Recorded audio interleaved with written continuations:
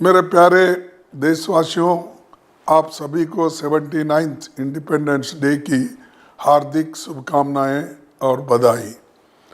Congress party के लिए आज का दिन ऐतिहासिक है क्योंकि हम अपने नए स्थायी मुख्यालय में स्वतंत्रता दिवस मना रहे हैं।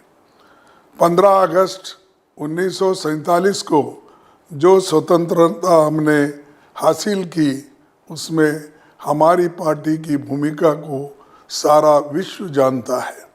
स्वतंत्रता संग्राम की कहानी हमारी पार्टी की कहानी है।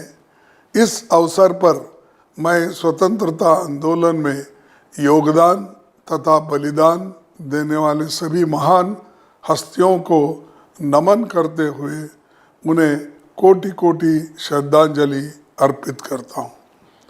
आज़ादी के बाद हमने 2.5 साल के अथक परिश्रम के बाद भारत को अपना संविधान दिया, जिसकी तुलना शायद विश्व के और किसी संवैधानिक दस्तावेज से नहीं की जा सकती। आज़ादी के बाद 8 दशकों की लंबी यात्रा में कांग्रेस पार्टी की सरकारों ने और हमारे दूरदर्शी नेताओं ने एक मजबूत भारत की नींव रखी। संविधान को सर्वोच्च रखकर जनता को लोकतंत्र के निर्माण में बराबरी का स्थान दिया। अमीर, गरीब, राजा, प्रजा, महिला, पुरुष सभी को बराबर अधिकार दिया। 1 पर्सन 1 वोट 1 वैल्यू। सैकड़ों वर्षों से गुलामी की जंजीरों में जकड़े भारत को वास्तविक रूप से आज़ाद बनाकर आत्मनिर्भर बनाने के लिए बड़े बड़े स्टील के कारखाने लगे। खाद्यान्न में स्वावलंबी बनाने के लिए बड़े बड़े बांध बनाए गए, नहरों के जाल बिछाए गए, वर्ल्ड क्लास इंजीनियरिंग और मेडिकल कॉलेजेस बनाए गए, स्पेस टेक्नोलॉजी स्थापित की गई। हमने तेजी से तरक्की की। देखते ही देखते हमारा नाम दुनिया की बड़ी शक्तियों में शुमार होने लगा। 2004 के बाद हम इंफॉर्मेशन टेक्नोलॉजी में वर्ल्ड लीडर बनकर सामने आए। मैं हमारे पहले प्रधानमंत्री पंडित नेहरू के शब्दों को याद दिलाना चाहता हूँ। उन्होंने कहा था कि India is a great and ancient civilization. We have a rich heritage to be proud of, but we must also look to the future and build a new India that is strong, prosperous and just for all.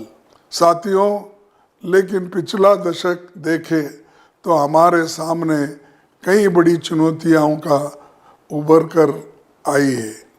बेरोजगारी ने भयंकर रूप धारण कर लिया है। सरकारी नीतियाँ नौकरी बनाने के बजाय नौकरियां ख़त्म कर रही है। इंफ्रास्ट्रक्चर डेवलपमेंट के नाम पर जो निर्माण कार्य हो रहे हैं वो सब स्टैंडर्ड और पुअर क्वालिटी की है। संवैधानिक संस्थानों को सत्ताधारी दल ने योग्यता के बजाय अपनी आइडियोलॉजी के लोगों से भर दिया है।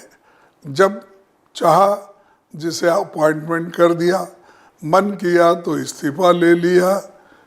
ईडी, इनकम टैक्स, सीबीआई जैसे संस्थानों का विरोधियों के खिलाफ इतना खुला राजनीतिक इस्तेमाल हुआ है कि देश के सर्वोच्च न्यायालय को उन्हें आईना दिखाना पड़ रहा है। भारत की जिस गुटनिरपेक्ष नीति ने वर्षों से हमें दुनिया में सम्मान दिलाया, आज हमने उस विशिष्ट स्थान को खो दिया है। जहां एक समय हम सभी डेवलपिंग कंट्रीज की आवाज़ थे, आज हमारा कोई अपना नहीं, ना पड़ोस में ना दूर दराज में। साथियों, आज़ादी के नायकों ने इस देश के लिए जो सपना देखा था, वो सपना आज हमसे दूर होता जा रहा है। भारतीय लोकतंत्र का आधार निष्पक्ष चुनाव है।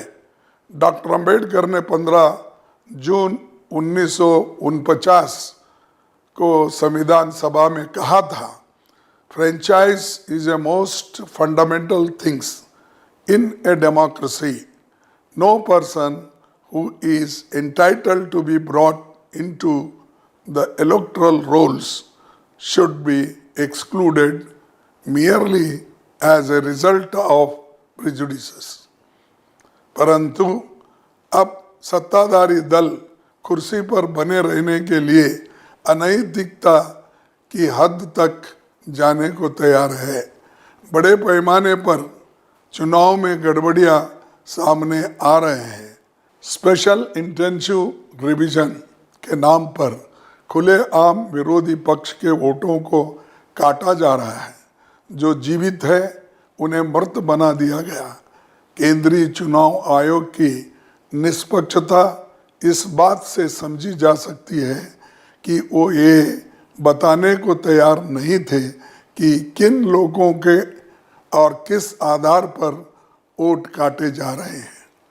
हम सुप्रीम कोर्ट के आभारी हैं जो उन्होंने लोगों की आवाज़ सुनी और चुनाव आयोग को वोटर लिस्ट सार्वजनिक करने को कहा है। सबसे आश्चर्यजनक बात यह है कि सत्ताधारी दल को 65 लाख लोगों के वोट कटने पर कोई आपत्ति नहीं है। इस बात से साफ जाहिर है कि इस एक्सरसाइज का फायदा किसे पहुंचाने की कोशिश थी। साथियों, राहुल जी ने आंकड़ों के साथ साबित कर दिया कि किस तरह से लोग सभा सीट पर गड़बड़ी कर उसे जिता गया।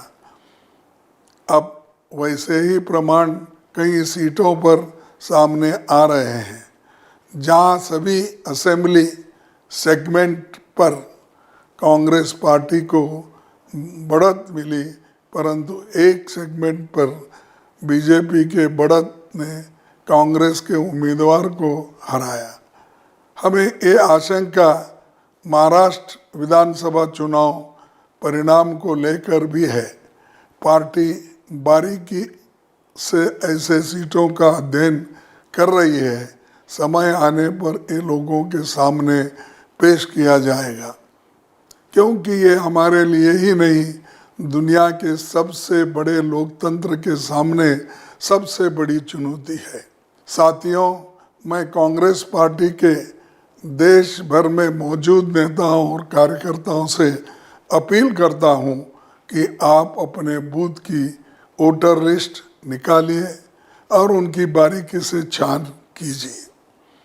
देखिए कि कितने लोगों का नाम काटे गए हैं या उन्हें मृत बता दिया गया है या साजिश के तहत उन्हें दूसरे बूथ में शिफ्ट कर दिया गया है। कितने बाहरी लोगों के नाम जोड़े जा रहे हैं या एक ही वोटर आईडीसी कार्ड को एक से अधिक बार कहां जोड़ा गया है। एक नई बात देखने को आई है कि चुनाव से एक दिन पहले एडिशनल लिस्ट के नाम पर नई वोटर लिस्ट भेज दी जाती है, जिसकी जांच समय के अभाव में कैंडिडेट नहीं कर पाता। यही हमारे विरोधियों की साजिश है, लेकिन हमें उनकी इस साजिश का पर्दाफाश करना होगा। कांग्रेस पार्टी ने एक वेबसाइट बनाई है, उस पर आप सारी गड़बड़ियों की जानकारी दे सकते हैं। इसके अलावा पूरे देश में लोग ऐसी जानकारी भेज रहे हैं, हम उन्हें भी इकट्ठा कर रहे हैं। याद रखिए, ये चुनाव जीतने की लड़ाई नहीं है, ये भारतीय लोकतंत्र को बचाने की लड़ाई है, ये हमारे संविधान को सुरक्षित रखने की लड़ाई है। हम महात्मा गांधी, पंडित नेहरू, सरदार पटेल, डॉक्टर अंबेडकर, मौलाना आज़ाद, सुभाष चंद्र बोस जैसे नेताओं के सपनों को ऐसे बिखरने नहीं दे सकते। हमें इस लड़ाई को उसी शिद्दत से लड़ना होगा जिस शिद्दत से हमने आज़ादी की लड़ाई लड़ी थी।